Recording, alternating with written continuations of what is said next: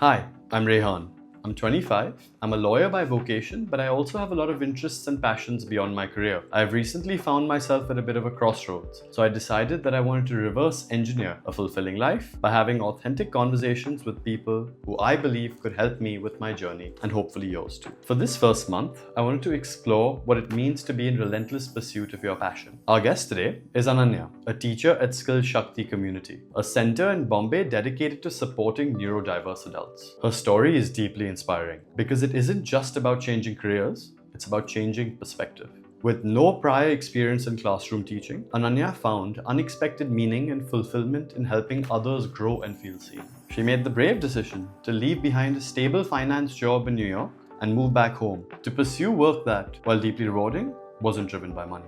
Through this conversation, I wanted to understand how she found the courage to follow her intuition, how she reconciled fulfillment with practicality, and what it really means to choose purpose over comfort. I hope this episode leaves you reflecting on what success and meaning truly looks like for you.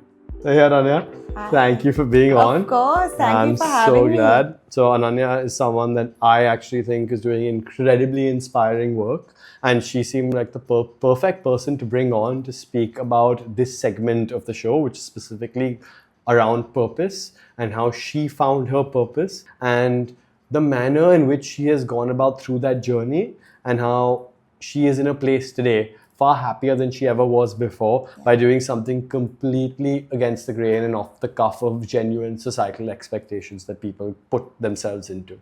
Oh, that's such a fun intro, thanks. Of course, that describes you best. But the first question I ask everyone that comes on here, it's a standard question, is what is the best advice you've been given? And so I wanted to know what is the best advice and how have you implemented that in your life? Okay, great question. I think most people will say that their parents give them the best advice, and I think that's true for me too. And one of the many things that they've said to me is, do something that pushes you to get out of bed in the morning. And when they said it at the time, I was like, yeah, I guess. But now that I'm actually doing something that pushes me to get up and to get to work in the morning, I think I don't think I made an effort to implement it. I think it just happened. And now I'm like, okay, that makes sense.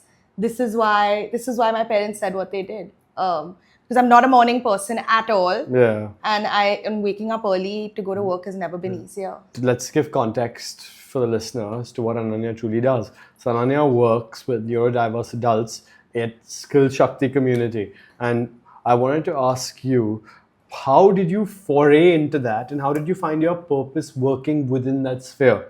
Because it is a huge switch given what you studied in the US, which you can elaborate on further. Yeah, very huge switch for sure. So I studied econ at Wesleyan, loved it, I was good at it, and decided that when I graduated from college, just like any other good kid that comes to the US to study, you try and get a job there, make a life for yourself there. And so I started working in New York, except I just hated my job. I worked in due diligence for the firm's private equity clients. Just not fun at all. I was just in front of a desk all day. Not that that's a bad thing. There are some people that really thrive in those environments. I definitely was someone that did not. But when I moved back to India from New York 6 months in, I basically told my parents, I was like, look, I want to work. I don't know what I want to do just yet. Let me figure it out. Give me a little bit of time.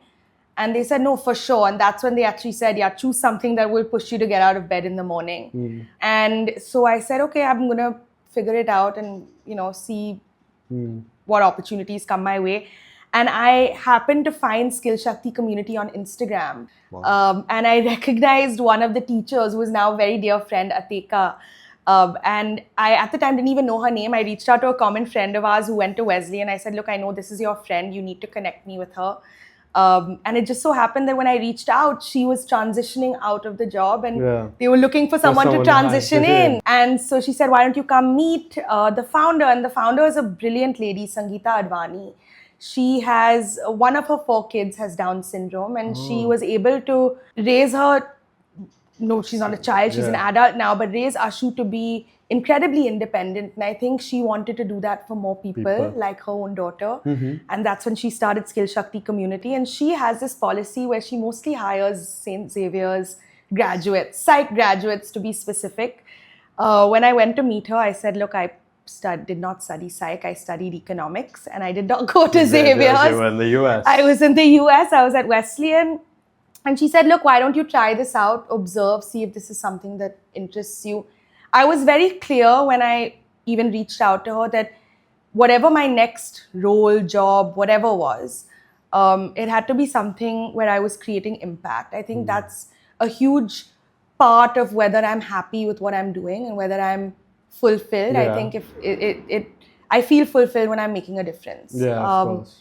And so this was actually right up my alley in that sense. Teaching adults, but very different from what I studied. It's an incredible completely pivot different. at the time, yeah. I think it was incredibly kind of Sangeeta auntie to give me this opportunity. But it really was just that. I wanted to make a difference. I happened to find out about Skillshaki community. Sangeeta auntie does fantastic work in this space. The first of its kind, I think, where just since I've joined, there has been so many developments and I'm so grateful to be a part of it. We recently signed or rather collaborated with HSNC University, which is the board that runs KC and HR College in Bombay, to become India's first ever university accredited program, certificate and diploma for people who learn differently. But what is the difference that you see? Because you're not teaching kids here, you're teaching adults specifically. So when you say you're teaching neurodiverse adults, what exactly is it that you are teaching them? And how have you gone about that process? So we teach life and work skills. Our motto is learn to earn. So you come to Skillshaki community if you want to learn to earn. Especially in India, there are a lot of places where you can send your kids, neurodiverse kids. Adults, But once they're adults and once they're out of school, there's nothing really for them to do. So what we do what's a life skill? So a life skill that we teach as small or as big as, we do things like teaching them what empathy is. And how to resolve conflict. I think that's a super important life skill. For everyone I'm learning a lot from it, for everyone sure. To have, completely. So that's one. Another is things like, Splitwise and Google Pay. And, when you go out to eat at a restaurant, how do you split a bill? And these are all things that we've had to coach them on. Of course. Which we kind of pick up, neurotypical individuals pick up pretty naturally. But for them, we've had to coach them and they're doing great. I mean, they have brilliant social lives. I think they definitely all lead way more social lives than I do. They're out, they go to clubs, they go to restaurants. You're always going to see them at the Willingdon at CCI, eating their waffles and, drinking their nimbu pani. So they're really thriving. I can definitely hear a sense of pride when you speak about the things that they are currently doing. But I want to focus more about what that journey was like for you compared to being told that the right thing to do, it was to work on in the US, stay on for a couple of years. I've had someone else also come on the pod and speak specifically that was the societal norm. And that was the implicit pressure that came on. And then you decided to make a very courageous and bold move to come back to Bombay and do completely the opposite of what was the societal norm for you. So I wanted to understand from you, for people, and especially for me personally, because I have made a big career pivot myself, which it takes away about 2 years worth of work that I'd invested in one sphere of the law, and I'm starting out on Monday in a completely different sphere of the law. So I'm actually starting from scratch. I wanted to understand what got you through to make that decision, and how did you deal with the inner self-doubt in that process of making the decision and telling, the inner voice and the outer critic, which is like the societal pressure, which is what I call the outer critic, that I'm still going to do what I want to do. I don't care what anyone else has to think. So that's a good question. I'm someone that's usually been very confident in the decisions I made. Moving back to India was definitely one of the decisions I made that I was 100% confident about. I knew I wanted to come back, but what I wanted to do was a big question mark. Like I said, I knew I wanted to make impact, but to what extent? What do I want to do? How? And I think growing up, I've had the privilege of watching my mom, she's worked at an organization called St. Jude India Childcare Centers. They provide holistic care for kids with cancer who live below the poverty line. Yeah. But growing up, I've seen that, and I think subconsciously maybe I knew that this is something I want to do. And I know it's unconventional. I'm not making a lot of money. But the self-doubt is crazy because you feel guilty, firstly, because your parents have sent you to the US. They sent me to Wesleyan to study. They didn't send me there to become a teacher, right? I studied economics. I'm not doing anything related to what I studied. But I think the two things that I believe a job like mine requires are empathy and patience. And I'd like to say that I had a pretty good amount of both to start, but it's only gotten a lot stronger since I actually started my job. But I think having that purpose that you're working towards, having that thing to wake up, that pushes you to wake up in the morning. And also something bigger than yourself. Absolutely. That's, I think, the most important thing. When you have something that's bigger than yourself, everything else seems so small in comparison. That whatever challenges you're going through, it could be, a breakup, it could be someone's health being really bad, an illness, whatever it is, if you have that one thing that keeps you going, I think everything else, it's almost like it fades away. It falls in the background. into place. Yeah. Because the reason why I asked this question is because before I made this decision to pivot, and I'm constantly someone who's perpetually overthinking. Yeah. I am a serial overthinker. Oh, same. Who is like now I love trying new things. Right. But I am suffering with a fear of failure, which, and obviously no one likes to fail. Of course. And secondary, the fear of being judged for failing is the other thing that I, in the past, used to really grapple with because I was very concerned about other people's opinions of me rather than accept the opinion I have for myself. Fair enough. So throughout your pivot, which you took yourself, did you face that internal dilemma as well? Because I think that self-conflict is your biggest cause of any form of anxiety. For sure. And I'm an anxious person to begin with. So trust me, there were plenty of questions, repeatedly going on and on and on in my head. One of them being, should I really be doing this? Is this what I'm... Imposter syndrome. Yeah, like you almost feel like you don't deserve to do what you're doing, but also you're so interested in it. I think there's this weird dilemma of you can be very good at something, but you may not get a lot of joy out of it. And there are things that you may get a lot of joy out of that you may not necessarily be good at. But I think everyone's purpose is different. And some people are very happy doing what they're good at. Like you said earlier in one of our earlier conversations, that when you're good at something, you automatically enjoy it better, right? But I think it's also important in that equation to figure out, you may be happy, you may be good at it, but are you feeling fulfilled? Are you feeling good about it? Are you feeling good in yourself? Are you feeling, is making a difference important to you? And if you are, then how does that feel? But what is that feeling that you think you have found? Now, let's say I like to believe in whatever nascent start of the career for law I've had, that I'm working towards something that I want to be proficient and good at. And hopefully by me providing some form of benefit to other people's lives, because people need lawyers for certain things and solving problems and headaches for them. I am benefiting their lives, obviously being compensated for, but I'm benefiting their lives and hopefully adding value, which is a value that I seek to want in my life. What is that feeling that you think you have got so far when you say that I am waking up at 6 a.m. for? What is that sense of feeling? Is it a sense of pride? Is it a sense of So pride for sure, because I'm incredibly proud of what my students have achieved in the 2 years that I've been there and seen, their journey. I'm incredibly proud. But I think when I say it pushes me to wake up in the morning, it's that feeling of fulfillment, that feeling of I feel like I'm making a difference and that is important to me. And for me, satisfaction in a job is very much linked to performance. I don't think it's performance for me. It's just feeling like I'm working towards something bigger or you than think myself. It's contentment. Maybe it's contentment. That's one way to look at it. But then again, you'd argue but you're not making really a lot of money. How are you that content? But I will say that no amount of money in New York that I was making could make me feel even like 1% of what I'm feeling today at Skillshaki community. I think that is huge for me. The fact that money, and that also I will say that comes from privilege. I think I'm very privileged to not have to worry about money and to be able to do this job that I am incredibly passionate about, that doesn't pay me a whole lot. But that fulfillment, that feeling like even if I'm making a difference to one person, that's good enough for me. That's an immense feeling to have, because that allows you to have that sense of resilience, and that in your off days, you continue to wake up and show up for your students. For sure. But I wanted to ask you on a question just along those lines, because I know for a fact in the legal community that I am forced to show up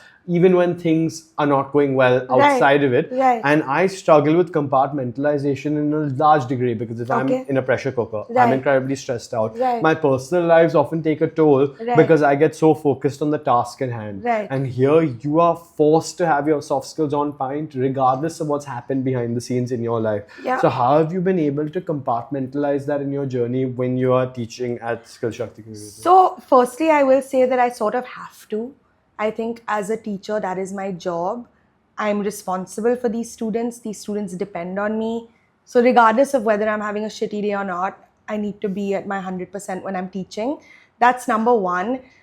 Two, of course, there have been things that have happened and unfortunate things that have happened that have really kind of shaken me. But so for example, actually last year, I know we've spoken about this separately, but when my boyfriend Nishant was seriously ill and he was in the hospital for a long time, my boss Sangeeta auntie, who is just the kindest, loveliest lady, said to me, she said, look, you do not need to feel pressured to come in, because I know when you come in, you have to perform, right? So completely up to you. If you're able to come, please come. If you feel like it'll be stressful for you, don't.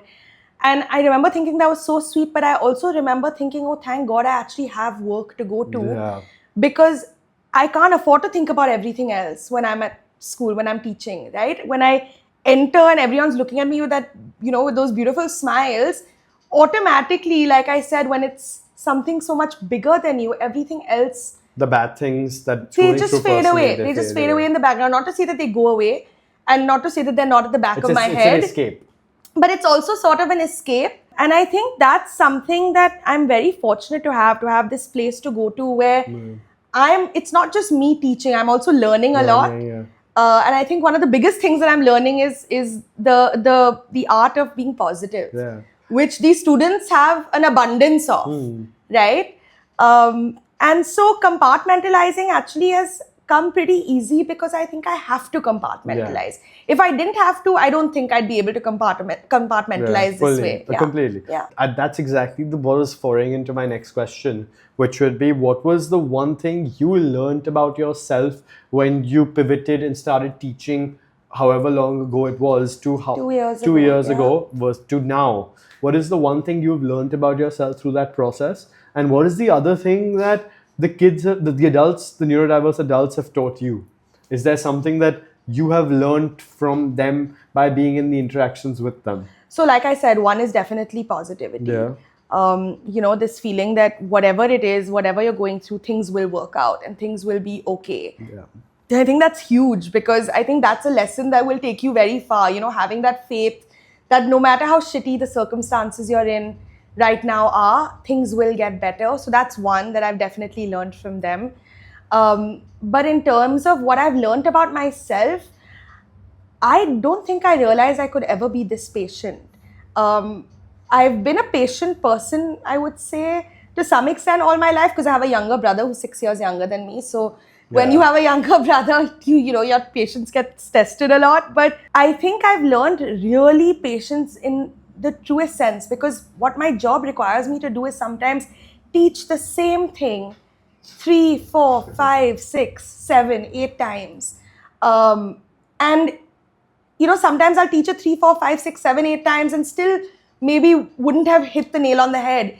And so being able to, go again and try again, I think that's what I've learned about myself, that I'm really able to be, I'm able to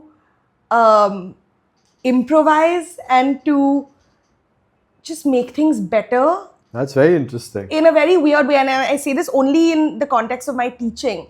Because you're constantly forced to rethink how you're talking, how you're speaking. And I think this helps me in life in general. I think completely. just in general, the way I communicate with friends, family, anyone now. I think teaching It's is so one thing. different. Teaching is one thing where you learn more about yourself when you teach Yeah. than you do by teaching other people and them learning from you. Yeah. I think Yeah. it's definitely a profession where there is a huge give or take, Yeah. but you also benefit through that process. Oh, I bet. I think I've benefited so much from this, Yeah. and I thank my boss all the time. I tell her, I don't know. She also tells me, I don't know how you came here, but you were meant to come here. And I also tell her that I weirdly feel the same way, that I was meant to come here. I think this sense of peace I'm at, I don't think I've felt this since I was a kid. Which is a feeling everyone is searching for, and as am I. Yeah. Because Yeah. peace for me has been always like a fleeting feeling. Right. Like, I finished this incredibly hard exam called the solicitor's exam in remember, law, yeah. and I went to Bali. Yeah. And I thought that in Bali, I had achieved that sense of peace. Right. Then automatically I came back to And you were Bombay. feeling much better. And I was feeling much better. And I am feeling much better Yeah. with everything Yeah. that I went through prior. Yeah. But now having come back to Bombay, there's certain triggers of it that always come back. Of course. Of course. But the overall feeling is that you want to be more equipped with everything For that sure. comes For sure. because of the fact for a fact you're working towards a higher purpose. Right. Beyond yourself, as Right, you which said. is so Which big, is what I right? find that's very interesting and very, very thought-provoking for people who realize, and there's so many people we know today, Yeah. who are working in a place which isn't giving them that level of fulfillment. They're happy because they're making money. Yeah. They're going to office and coming home. That's pretty much it. Exactly. But the reason why attrition rates are at an all-time high right now Yeah. is because when the pressure really kicks on and when you do end up having to work your hardest, all you can rely on back to is your purpose. Absolutely. And What are you waking up what for are you in the waking up morning? exactly for. And for me personally, I'm work about 60, 65, 70 hours a week. Right. And then you're trying to make out time for your health as well with the gym. Yeah. There's very limited time that you have outside of the work. Right. Outside of your day job. Right. And I sometimes then get into a disillusioned state of mind because you end up working so hard. Right. But something I have starting to come to get to terms with is it's okay to have fleeting moments of doubt Absolutely. and insecurity. That's part of life. You can't go Yeah. through life Yeah. without those moments of doubt. Yeah. And those moments of doubt are what push you to figure things out and to have Exactly. more clarity. If you don't have those moments of doubt, you're never going to grow because Yeah. you're stuck in that same place of feeling like everything's fine, everything's good. Then where is the desire to grow, to expand, to learn more, Yeah. right? And that comes from these moments of self-doubt. So I absolutely agree with you. Very important. Everyone's gonna have moments of self-doubt. So I'm going to veer off the end of this podcast with two very important questions. Okay. One is what the last guest left for you. Okay. And two is a question I want you to leave for the following guest. Okay. The last question that was asked for you is, what is the intention behind majority of your actions? Is there some form of synergy? And why do you do what you do? It's very far-reaching. You can answer that however you wish to interpret that It's a question. broad question. Okay. You can look at it professionally, personally, both. Okay. But if Okay. there is any synergy you find between the two. And secondly is, what introspective question would you leave for the following guest? I like that. Okay, so I'm going to answer your question or the question that the earlier person left for me about makes me do what I do, or why do I do what I do. Why? It's more the intention behind I think it. you're right, the intention. And I think for me, that intention is because I want to make a difference. Whether that is to one person's life or more, I hope I can make a difference to more people's lives. But I think for me, something that is always at the back of my head is, how can I help this person? What can I do to help them? That's not to say this. I don't mean to sound like some god who like knows everything. And you know. I mean in the pure sense of like, what is it that, how do I put this? I think for me, what pushes me to do anything is, how can I make a positive influence? how can I make a positive impact? Yeah. I think that's the word. That's what I've understood from our conversation. What positive impact can I make? And that's not to say like, okay, when someone smiles at you, you don't make a positive impact. Be Of course. good, do good. That cycle always It's that repeats. cycle. Yeah. Because also when you're doing good, you're feeling good. Yeah. Right? It's a very important thing where I've realized that the happiest I've felt is in giving, Yeah. never in receiving. Yeah. And I think that's something So I will say I love receiving. I love when people are nice to me. I love getting presents. Nishant, if you're watching. I love getting presents. I love being made to feel like the most special person in the world. But I definitely do think that a huge part of why I am as at peace and as content, touch wood, as I am today is because I feel like I'm making a difference. So that's very, very important to me. And what question would you ask the next guy? So my question is, are you living your most fulfilled life? And if not, which is perfectly okay, what are you doing about it? Lovely. So that's Ananya, guys. Thanks for coming on. Of course. Thank you for having me.